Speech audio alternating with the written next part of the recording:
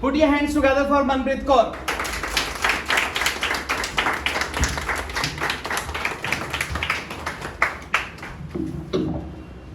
Good evening everyone, whenever I'm present here.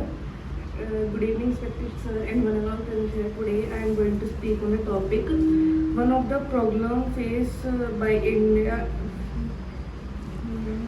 One of the problem faced the biggest problem faced by our country.